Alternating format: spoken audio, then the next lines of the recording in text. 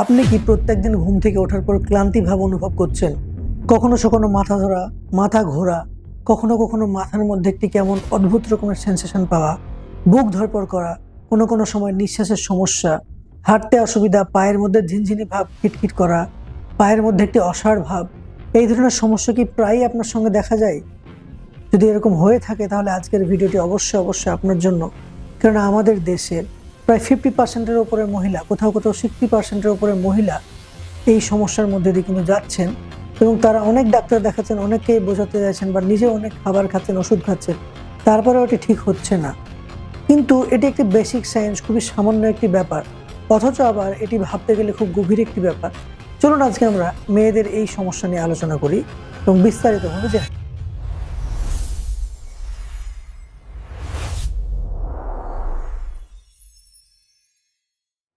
বিশ্বব্যাপী রক্তাল্পতার সমস্যা কিন্তু 30% ছাড়িয়ে গেছে। কিন্তু খুব দুঃখের বিষয় আপনাদেরকে জানাতে হচ্ছে যে আমাদের ভারতে কিন্তু এই সমস্যা 50%-কেও টপকে গেছে এবং সরকার দ্বারা চিহ্নিতকৃত কিছু জেলাতে এটি 60%-কেও ছাড়িয়ে গেছে। অর্থাৎ ভারতে প্রতি 2 জন মহিলা পিছু প্রতি 1জন মহিলা রক্তাল্পতায় ভুগছেন এবং আমাদের গভর্নমেন্ট কিন্তু খুবই চেষ্টা চালিয়েছে আয়রন সাপ্লিমেন্ট, আয়রনের বড়ি দিয়ে এই রক্তাল্পতাকে জয় করা, কিন্তু তাতেও খুব একটা বিশেষ লাভ দেখা যাচ্ছে না এবং সময়ের সাথে সাথে এই রক্তাল্পতার প্রবলেম বেড়েই চলেছে এবং আমাদের মহিলারা কিন্তু দিনের পর দিন দুর্বল হয়ে পড়ছেন, বিভিন্ন ধরনের সমস্যায় তাদের মধ্যে দেখা যাচ্ছে। শুধু এই বড়ি খেয়ে বা আয়রন খেয়েই কি রক্তাল্পতা দূর করা সম্ভব? মোটেই না বন্ধুরা। আসলে এই আয়রনের ট্যাবলেটের মাধ্যমে আমরা শুধু উপসর্গগুলিকে দমন করতে পারছি, কিন্তু কেন এই রক্তাল্পতা, কেন সাধারণ খাবারের মাধ্যমে আমাদের মহিলারা বা কিছু ক্ষেত্রে পুরুষরাও তাদের রক্তের ঘাটতি মেটাতে পারছেন না? এই আয়রনের ট্যাবলেট কিন্তু আজীবন যুগ যুগ ধরে চলে আসছে না। আগের মানুষ কিন্তু এমনি সুস্থ থাকতেন, এই প্রবলেম কিন্তু তাদের মধ্যে ছিল না, কিন্তু রিসেন্টলি কিছু দশক থেকে প্রবলেম দেখা যাচ্ছে এবং আয়রনের বড়ি খেয়েও কিন্তু সবকিছু সলভ হচ্ছে না। তাই আমরা এর ডিটেলসে আজকে আলোচনা করব। রক্তাল্পতা শুধু একটি শারীরিক সমস্যা নয়, বরং এটি একটি জাতীয় সমস্যা হয়ে দাঁড়িয়েছে। এটি একটি অর্থনৈতিক ভেঙে পড়ার পরিস্থিতি, একটি সামাজিক ব্যবস্থাপনার সম্পূর্ণ ধ্বংস হয়ে যাওয়ার চিহ্ন মাত্র। হিমোগ্লোবিন যখন কমে যায় বা রক্তের লোহিত কণিকার পরিমাণ যখন কমে যায়, তখন এই অ্যানিমিয়াকে আমরা ধরে নিই যে তার মধ্যে রক্তাল্পতা দেখা যাচ্ছে। আসলে এই হিমোগ্লোবিন কিন্তু অক্সিজেন বহন করে, অর্থাৎ হিমোগ্লোবিন আপনার শরীরের এমন একটি ট্যাক্সি যা আপনার ফুসফুস থেকে অক্সিজেনকে নিয়ে গিয়ে শরীরের বিভিন্ন কোষে পৌঁছে দেয়। হতে পারে সেটি হার্ট, হতে পারে সেটি ব্রেন, বিভিন্ন ভালো ভালো জায়গায় কিন্তু এই হিমোগ্লোবিন কি বাইন্ড করে অক্সিজেনকে নিয়ে যায় এবং অক্সিজেন সরবরাহ করে। যখন হিমোগ্লোবিন কমে যায় বা কোনো আরবিসি কমে যায়, তখন কিন্তু এই অক্সিজেনের সাপ্লাই ঠিকঠাক হয় না। তখন বিভিন্ন ধরনের দেখা যায় যে ফ্যাকাসে হয়ে পড়া, ব্রেনে অক্সিজেন সাপ্লাই না হওয়ার কারণে ব্রেনের যে একটি লাইট হেডেডনেস বা ভার্টাইগো, মাথা ঘোরার সমস্যা, শরীরে একটি পুরোপুরি দুর্বল ভাব এবং হার্টে কি হয়, যখন হার্টে আমাদের ঠিকঠাকভাবে ব্লাড সাপ্লাই কমে যায় বা দেখা যায় যে রক্তাল্পতার কারণে হিমোগ্লোবিনের সাপ্লাই কম, অক্সিজেনের সাপ্লাই কম, তখন হার্ট ভেবে নেয় যে রক্ত কমে যাচ্ছে, সে আস্তে আস্তে বেশি পাম্প করা শুরু করে এবং সেই জন্য বুক ধড়ফড় করা শুরু করে। এই ধরনের সমস্যা কিন্তু আমাদের মহিলারা প্রায় সময় দেখে থাকেন। কিন্তু এই সমস্যার মূলে রয়েছে আসলে অ্যানিমিয়া বা রক্তাল্পতা। এই অ্যানিমিয়ার সঙ্গে সঙ্গে আরও রয়েছে B12 ডেফিসিয়েন্সি। অনেকের ক্ষেত্রে দেখা যায় যে পায়ে একটি অসাড় ভাব, পায়ের মধ্যে একটি শিরশির ভাব বা ঝিনঝিন ধরনের করার অনুভূতি। অনেকের মধ্যে দেখা যায় যে পায়ের মধ্যে সূচ ফোটানোর মতো একটি ফিল আসছে।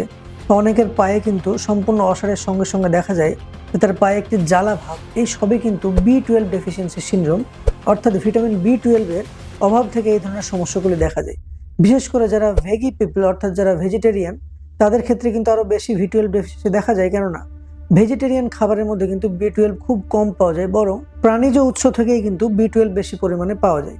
তাই যারা আবার ভেজিটেরিয়ান তাদের আবার B12 সাপ্লিমেন্ট নিতে হয় এই বিভিন্ন যে বার্নিং ফিট সিনড্রোম ইত্যাদির জন্য।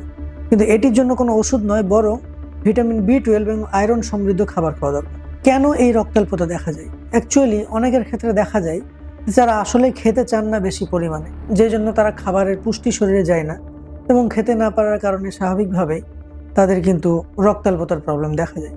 আরেকটি বড় প্রবলেম হলো যে গ্যাসের ওষুধগুলি বাজারে প্রচলিত, তা কিন্তু আমাদের অ্যাসিডের পরিমাণ কমায়, অ্যাসিডের নিঃসরণ কমায় এবং অ্যাসিডের নিঃসরণ কমানোর কারণে আয়রনের ঠিকঠাক শোষণ কমে যায়, B12 এর ঠিকঠাক শোষণ কিন্তু অন্ত্রে হয় না।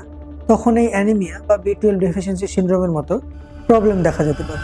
আমাদের আগের পূর্বপুরুষরা প্রচুর পরিমাণে খেতেন এবং প্রচুর পরিমাণে পরিশ্রম করতেন, যে জন্য আগে কিন্তু অ্যানিমিয়ার প্রবলেম কম ছিল এবং এখন কিন্তু অ্যানিমিয়ার প্রবলেম খুব বেশি।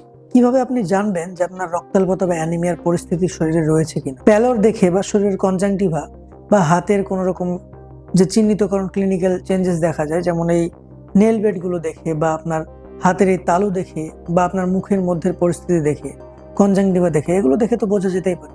কিন্তু এগুলি তখনই দৃষ্টিশক্তিতে বোঝা সম্ভব যখন আপনার হিমোগ্লোবিন লেভেল খুবই কম। কিন্তু সাধারণত একটু কম হলে বা কমের দিকে থাকলে বুঝতে গেলে আপনাকে টেস্ট করতে হবে। যেমন সিবিসি টেস্ট করার মাধ্যমে আপনি জানতে পারবেন যে ওভারঅল আপনার রক্তের কি পরিস্থিতি রয়েছে। এছাড়া এমসিভি টেস্ট করে আপনাকে জানতে হবে যে আপনার যে রক্তকণিকা রয়েছে, লোহিত কণিকা, তার গড় আয়তনের কি পরিস্থিতি। আরডিডব্লিউ বা রেড সেল ডিস্ট্রিবিউশন উইথ করে জানতে পারবেন যে কোনো রকমের গঠনগত প্রবলেম হচ্ছে কিনা। সিরাম ফেরিটিন নামক টেস্ট করে আপনি জানতে পারবেন যে আপনার যে স্টোরড আয়রনের পরিস্থিতি শরীরে কি পরিমাণ রয়েছে। সেখান থেকেও কিন্তু বোঝা সম্ভব যে আপনার আয়রনের কোনো ঘাটতি হচ্ছে কিনা। এছাড়াও এইচপিএলসির মতো থ্যালাসেমিয়া টেস্ট করা পসিবল। সেগুলো দেখা যেতে পারে যে আপনার থ্যালাসেমিয়া বা এই ধরনের কোনো ট্রেট রয়েছে কিনা। এখন তো বিয়ের আগে বা এমনিতেও দেখে নেওয়া হয় যে থ্যালাসেমিয়া সে বাহক বা তার মধ্যে থ্যালাসেমিয়া রয়েছে কিনা। এটি অবশ্যই একটি ভালো বুদ্ধি। এছাড়াও এই ধরনের টেস্টগুলি করে কিন্তু বোঝা সম্ভব যে আপনার রক্তাল্পতার প্রবলেম রয়েছে কিনা। যদি দেখা যায় রয়েছে, তখন কিন্তু আপনার অবশ্যই একজন প্রফেশনাল ডাক্তারের পরামর্শ নেওয়া উচিত। দেখা উচিত যে কি কারণে আপনার এটি হচ্ছে। অনেকেই ভাবেন যে হিমোগ্লোবিন কম মানেই হয়তো অ্যানিমিয়া, ব্যাপারটা কিন্তু ঠিক তেমনটাও নয়। হিমোগ্লোবিন কমও যেমন অ্যানিমিয়া, তেমন ভিটামিন B12 এর ঘাটতির জন্যও কিন্তু অ্যানিমিয়া হতে পারে। এবার আপনাদেরকে আমি জানাতে চলেছি যে এই আয়রন শোষণের যে মাস্টার ব্যবস্থা, এক তো রয়েছে যে আপনারা আয়রনের সিরাপ খাচ্ছেন বা ট্যাবলেট খাচ্ছেন, কিন্তু ভিউয়ার্স, আসলে এটি তো একটি সাপ্লিমেন্ট গ্রহণ করে আপনি ব্যাপারটিকে দমিয়ে রাখছেন।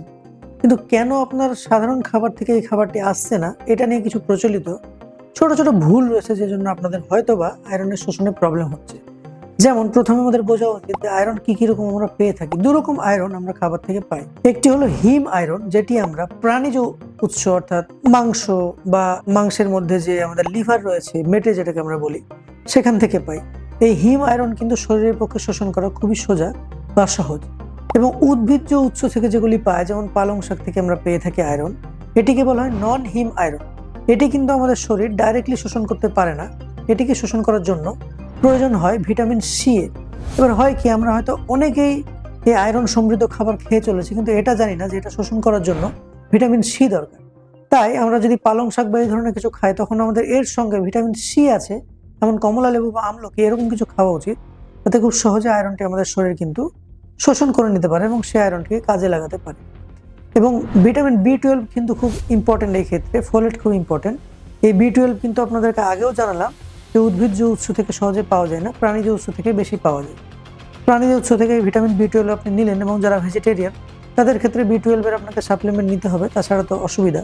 B12 ডেফিসিয়েন্সি সিনড্রোমের প্রবলেমগুলো আপনার মধ্যে দেখা যায়। এছাড়াও কফি জাতীয় যে চা জাতীয় খাবার, এগুলি আমাদের আয়রনের শোষণকে বাধা দেয়। তাই আয়রনের উৎস আছে এমন খাবার খাওয়ার পর 1 থেকে 1.5 ঘন্টা কফি বা চা খাওয়া উচিত নয়, না হলে এগুলি কিন্তু আপনার আয়রনের শোষণে বাধা হয়ে দাঁড়াতে পারে। এবং ক্যালসিয়াম, হ্যাঁ, এই ক্যালসিয়ামও কিন্তু আয়রনের শোষণে বাধা দেয়।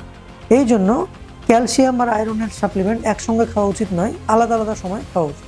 যদি সঠিক জীবনযাত্রার মধ্যে আপনি রয়েছেন, সঠিক খাদ্যাভ্যাসের মধ্যে রয়েছেন, তবুও বারবার আপনার আয়রনের ঘাটতি দেখা যাচ্ছে, বা পায়ে জ্বালা, হাতের পায়ের তালুতে জ্বালা ভাব, পায়ে অসাড় ভাব, এই ধরনের ভিটামিন B12 ডেফিসিয়েন্সি আপনার মধ্যে দেখা যাচ্ছে, বারবার আপনাকে সাপ্লিমেন্ট নিতে হচ্ছে, B12 এর ট্যাবলেট খেতে হচ্ছে বা আয়রনের সিরাপ ট্যাবলেট খেতে হচ্ছে, তার মানে কিন্তু শুধু খাবারে আপনার প্রবলেম নেই, ওষুধেও ব্যাপার না, আসলে কিছু না কিছু হয়তো গভীর সমস্যা আপনার শরীরের মধ্যে রয়েছে।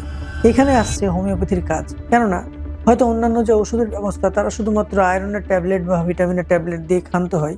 সেখানে আমাদের হোমিওপ্যাথি আলোচনা করে যে কেন আপনার শরীর এই পুষ্টি শোষণ করতে পারছে না, আপনার গভীরে প্রবলেম কোথায়, কি জন্য আপনার শরীর এই আয়রনকে শোষণ করে শরীরকে কাজে লাগাতে পারছে না, আপনি দুর্বল হয়ে পড়ছেন। এই সার্বজনীন জিনিসটির খুঁটিয়ে দেখাই হচ্ছে হোমিওপ্যাথির কাজ। হোমিওপ্যাথি এখানে আপনার জীবনী শক্তিকে আরও স্ট্রেংথেন, আরও শক্তিশালী করে তুলতে হেল্প করে, যাতে আপনাকে আর ওষুধ না খেয়ে বরং এই খনিজ উৎস যে খাবারগুলি আমরা খেয়ে থাকি তা থেকেই যাতে আমরা আয়রনের ভরপুর ঘাটতিটি পূরণ হয়ে যায়, সেদিকে হোমিওপ্যাথি লক্ষ্য রাখে এবং আপনাকে সুস্থ করতে হেল্প করে। এক্ষেত্রে আপনি হোমিওপ্যাথির সাহায্য নিন। যদি আপনার সাধারণ খাবার দাবার খেয়ে বা বারবার ট্যাবলেট বা সাপ্লিমেন্ট খেয়েও কাজ না হয়ে থাকে। এরপরে আমরা একটি গভীর সমস্যা নিয়ে আলোচনা করব। আমাদের দেশে বা বিশ্বেই হয়তো মহিলাদের এই আয়রন ডেফিসিয়েন্সির সমস্যাটি সব থেকে বেশি। কিন্তু আসলে যদি আমরা মহিলাদের এই সমস্যাটিকে যত তাড়াতাড়ি সম্ভব দূর করতে পারি, আমাদের দেশের জন্য, সমাজের জন্য, বিশ্বের জন্য কত ভালো হয়। মহিলারা দেশের শক্তি, তারা যদি সুস্থ থাকতে পারেন, আমাদের দেশ এগিয়ে যাবে, আমাদের সমাজ হয়ে উঠবে আরও অনেক অনেক উন্নত। কিন্তু এত কাজের পরেও তাদের শরীর কিন্তু সুস্থ থাকছে না, আয়রনের ডেফিসিয়েন্সি হচ্ছে। হয়তো অনেক সময় ভিটামিনেরও ডেফিসিয়েন্সি হচ্ছে। এই ছোট ছোট জাস্ট কিছু ডেফিসিয়েন্সির কারণে তারা সারাদিন অসুস্থ থাকছেন, পায়ে জ্বালা, মাথা ঘোরা ভাব, শরীর অসুস্থ ভাব এগুলি তাদের চলছে। এই জন্য তারা নিজের কর্মক্ষমতাকে পুরোপুরি ব্যবহার করতে পারছেন না শারীরিক অসুস্থতার কারণে। এই সামান্য কারণটিকে আমরা সবাই পারি দূর করে দিতে। তাই আপনার মা বোন, আপনার বাড়ির আশেপাশে পরিচিত নিজের কাছের যারা মহিলা রয়েছেন সেই রেসপেক্টেড ওয়েমেনদেরকে আপনারা চেষ্টা করুন, দেখে শনাক্ত করুন যে আয়রনের প্রবলেম রয়েছে কিনা, নিজে যদি ওরা বুঝতে পারেন। যদি নাও পারেন কোনো প্রফেশনাল ডাক্তারকে দেখান এবং আপনারা সবাই মিলে ওট নিন যাতে এই আয়রন ডেফিসিয়েন্সিকে আমরা দেশ থেকে দূর করে দিতে পারি, দেশ থেকে অ্যানিমিয়াকে আমরা তাড়িয়ে দিতে পারি এবং দেশকে করে তুলতে পারি আয়রন সহ একটি সুস্থ সবল আয়রন কান্ট্রি। ধন্যবাদ। যদি আমাদের এই ভিডিও আপনাদের পছন্দ হয়, আপনারা ভিডিওতে লাইক করুন, কমেন্ট করুন, আমাদের ভিডিওতে আরও কি ভিডিও আপনারা দেখতে চান সেটা জানান, আমাদের চ্যানেলকে শেয়ার করে দিন নিজেদের পরিচিত মানুষের মধ্যে।